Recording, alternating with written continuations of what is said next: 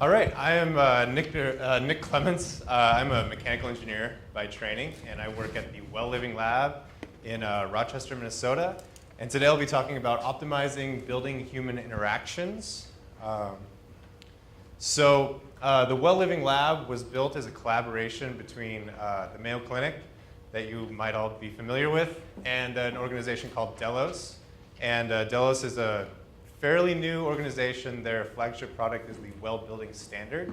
I won't be going into detail about that product, but you can ask me questions afterwards. What I will be talking about today is the facility that the two organizations built together called the Well Living Lab, and living labs in general, and how we can utilize this new research framework to improve humans' experiences and health indoors.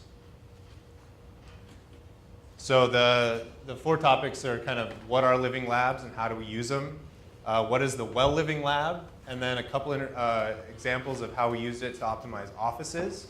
I want to note that a lot of these learnings can be applied to the healthcare setting, and all healthcare systems have offices, so this is relevant to them as well. And then future applications, what we're looking at and what others are hoping to do with this paradigm.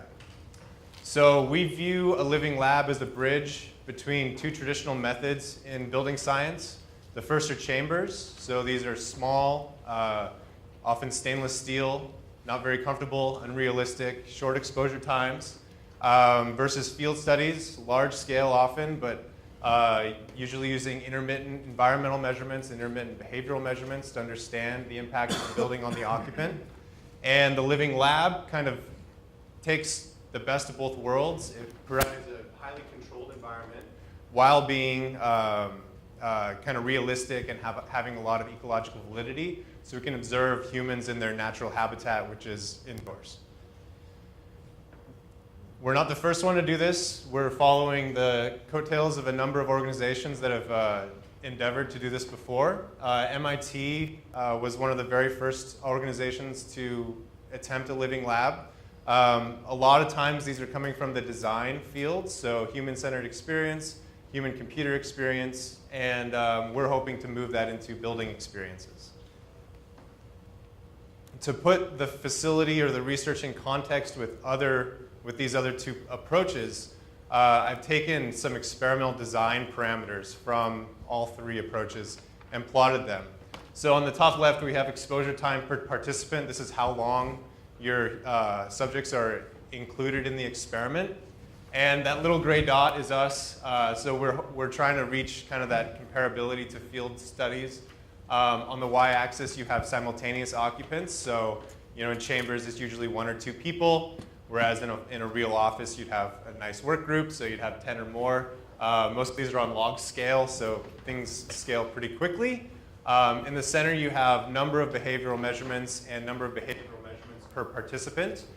So this kind of tells you, what is your power and, how much data do you collect per person? Because, multiple days you could experience different things. The things that happen outside of the office impact you. And so having repeat measurements over multiple different scenarios is important for this type of science. And on the far right, we have more kind of the aspect of environmental measurements. So how many sensors you're deploying, how many factors of the building you're controlling, how long you're measuring these things. And so, you can see in some areas we excel, in some areas we are just in between. And that's kind of, by design, we're hoping that this approach can really fill this gap between unrealistic and unfeasible field studies, or unrealistic chambers and unrealistic field studies. So we built the Well Living Lab.